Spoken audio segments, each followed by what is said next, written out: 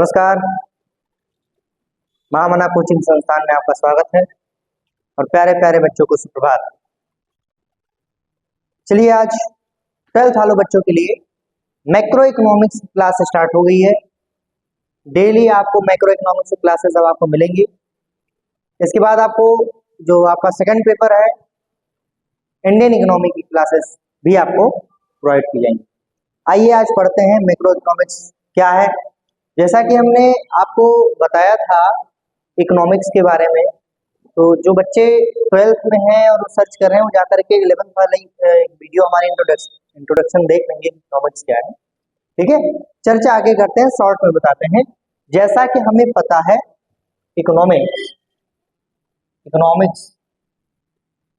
Economics को हम दो भागों में पढ़ते हैं।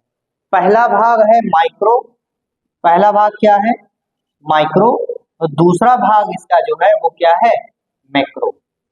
पहला भाग क्या है माइक्रो, दूसरा भाग क्या है मैक्रो।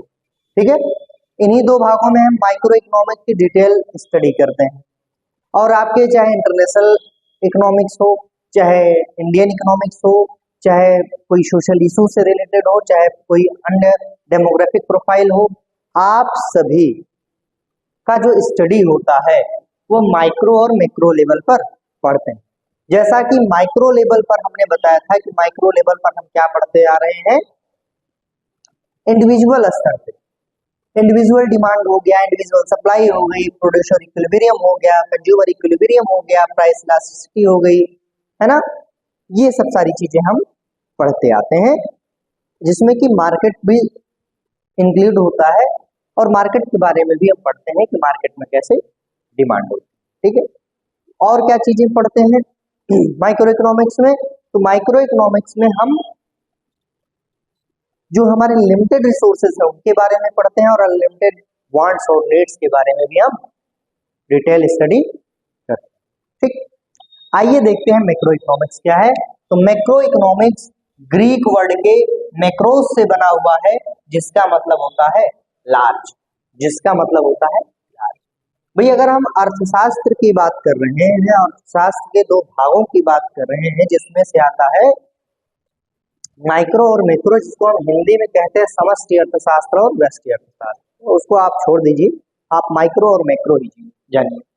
लार्ज मतलब बड़े स्तर पे। तो आइए थोड़ी सी इसके डिफिनीशन जानते हैं क्या है। डिफिनीशन हम पढ़ेंगे, macro economics is defined as that branch of economics की एक ब्रांच है विच स्टडी, जो कि अध्ययन करता है इकोनॉमिक इश्यूज मतलब आर्थिक मुद्दों की और economic problem at the level of an economy as a whole.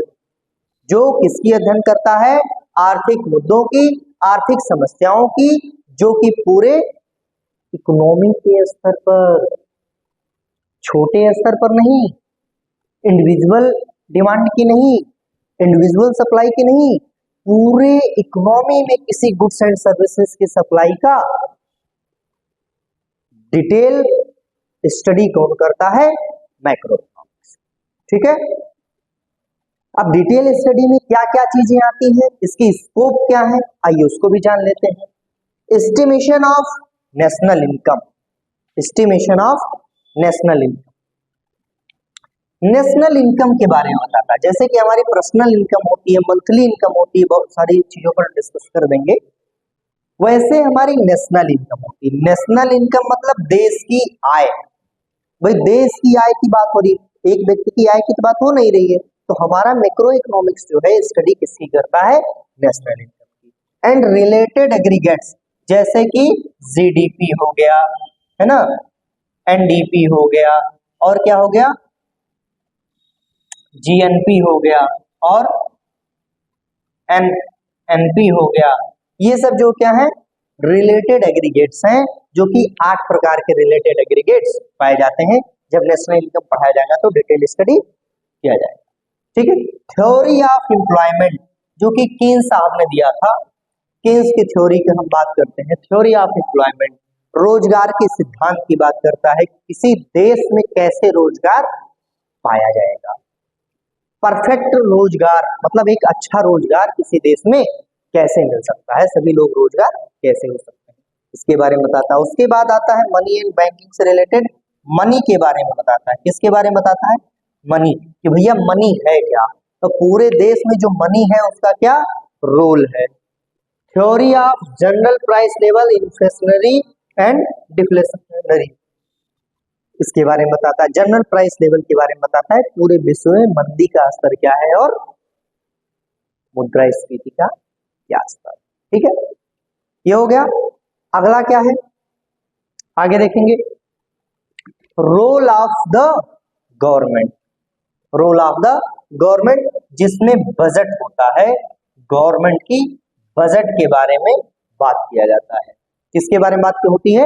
Government के बजट के बारे में बात होती है कि भैया गवर्नमेंट का क्या रोल है। तो गवर्नमेंट की अगर हम बात कर रहे हैं तो पूरे इकोनॉमी का लेवल हो गया, क्योंकि कंट्रोल कौन करता है? गवर्नमेंट। किसी पॉलिसी को गवर्न कौन करता है? गवर्नमेंट। और गवर्नमेंट ही के द्वारा जो सेंट्रल बैंक है और गवर्नमेंट है उसी के द्वारा जो है क्या कहते हैं, पॉलिसी चलाई जाती है।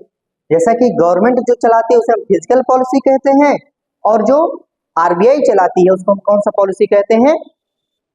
मॉनेटरी पॉलिसी कहते हैं। इन्हीं दो के द्वारा हम इन्फ्लेशनरी और डिफ्लेशनरी को कंट्रोल भी करते हैं। ठीक, ये बात समझ में आ गई। आगे balance of payment, balance of payment जानते हैं कि इंटरनेशनल मनी मार्केट के बारे में है, हम जिससे एक देश से दूसरे देश से लेन देन जो करते हैं, एक्सपोर्ट इंपोर्ट करते हैं, उसी से रिलेटेड ये सारी चीजें सम्मिलित हैं। ठीक है, इसके बाद ये हो गया मैक्रो इकोनॉमिक्स का स्कोप। इतनी पॉइंट समझ में आया? ठीक है, अभी हम इसके बारे में सब आगे अध्ययन हम करेंगे, आगे चैप्टर में करेंगे। ठीक है, चलिए अगले टॉपिक पर चलते हैं, सिग्निफिकेंस। किस पर? सिग्निफिकेंस। चलिए, हमने बोला था अभी सिग्निफिकेंस, क्या सिग्निफिकेंस मतलब क्षेत्र। किसके significance? Macro economics. Macro economics से सिग्निफिकेंस, सिग्निफिकेंस मतलब होता है क्षेत्र। ठीक, क्या क्या है? जैसे descriptions of the economy, economy के बारे में जो अध्ययन करता है, तो इकोनॉमी में क्या क्या अध्ययन करता है भैया? तो इकोनॉमी में अध्ययन करता है, स्टडी करता है नेशनल इनकम की। किसकी? नेशनल इनकम की। दूसरा किसकी स्टडी करता है? गवर्नमेंट बजट की, जो बजट पेश होता है उसके। इन्हीं सबसे रिलेटेड किसकी जो है इकोनॉमी में स्टडी करता है।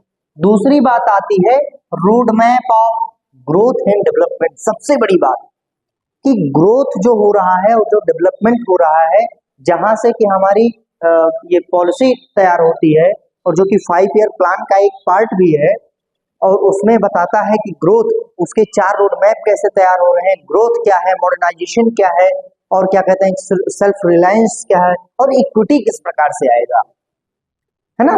इन्हीं सब की डिटेल स्टडी कौन करता है? मैक्रो इकोनॉमिक्स करता है, कि कैसे हमारे देश में ग्रोथ होगा, कैसे हमारे देश में डेवलपमेंट होगा। इतनी बात समझ में आई। उसके बाद क्या है? Economic stability. इकोनॉमिक स्टेबिलिटी क्या है भैया? जाहिर सी बात है कि इकोनॉमिक स्थिरता। इकोनॉमिक स्थिरता मतलब होता है मनी से रिलेटेड, और मनी जो होता है भाई, जाहिर सी बात है कि मनी सप्लाई हो रहा है, मनी की डिमांड हो रही है, और उसी से रिलेटेड जो सेंट्रल बैंक है उससे क्या आते हैं, उससे क्या होते हैं, इन्फ्लेशन आ रहा है, डिफ्लेशन आ रहा है। तो इकोनॉमिक स्टेबिलिटी कैसे होती है, और जिसमें से हम देखते हैं कि इकोनॉमिक स्टेबिलिटी में रोल किसका होता है, भाई यह पहली बात जो है गवर्नमेंट का ही होता है। उसके बाद कौन आता है? Central bank. कौन आता है? Central bank. थोड़ा सा जल्दी जल्दी लिख रहे हैं, समझ लीजिएगा। सेंट्रल बैंक, ठीक है। अब सेंट्रल बैंक अपने देश का कौन है भैया? आरबीआई। आगे आप पढ़ेंगे भी। तो आरबीआई कौन सा पॉलिसी लगाता है? अभी मैंने पिछले वीडियो में थोड़ा सा बताया था, जब इसको बता रहा था, अभी मैंने जब इसको बताया था मॉनेटरी पॉलिसी लगाता है। क्या लगाता है? मॉनेटरी पॉलिसी लगाता है, जिसके द्वारा इकोनॉमिक स्टेबिलिटी ले आता है। उसके बाद क्या आता है आपका? बीओपी, बैलेंस ऑफ पेमेंट का स्टेटस क्या है, आप एक्सपोर्ट इंपोर्ट कैसे कर रहे हैं, जो रुपयों में या डॉलर में इंपोर्ट एक्सपोर्ट कर रहे हैं, कम हो रहा है कि ज्यादा हो रहा है, क्या हो रहा है, उसके बारे में, उसके स्टेटस के बारे में जानता है। उसके बाद प्रॉब्लम ऑफ पॉवर्टी, उसके बाद एनवायरमेंटल पोल्यूशन, इसके बारे में ही बताता है एक मैक्रो इकोनॉमिक्स कि भैया आपके एनवायरनमेंट में जो पोल्यूशन क्रिएट हो रहा है उसका मेन रीजन क्या है और उसी की वजह से पॉवर्टी क्या है। जैसे कि हम बात करें कि जब आपके देश में पॉपुलेशन बढ़ रहा है, ठीक, पॉपुलेशन के बढ़ने के साथ साथ क्या बढ़ेगा, पॉल्यूशन बढ़ेगा, और पॉल्यूशन बढ़ने के साथ साथ क्या बढ़ेगी, पॉवर्टी बढ़ेगी, और पॉवर्टी बढ़ेगी तो क्या इफेक्ट करेगा, इकोनॉमी इफेक्ट करेगी, और पॉल्यूशन बढ़ेगा तो क्या इफेक्ट करेगा, जाहिर सी बात भैया एनवायरमेंट इफेक्ट करेगा। ठीक है, उसके बारे में भी स्टडी कौन करता है, मैक्रो इकोनॉमिक्स उसी का क्षेत्र ही है, क्योंकि हम किस पर स्टडी करते हैं, होल इकोनॉमिक्स के किस इश्यूज पर, इकोनॉमिक इश्यूज पर।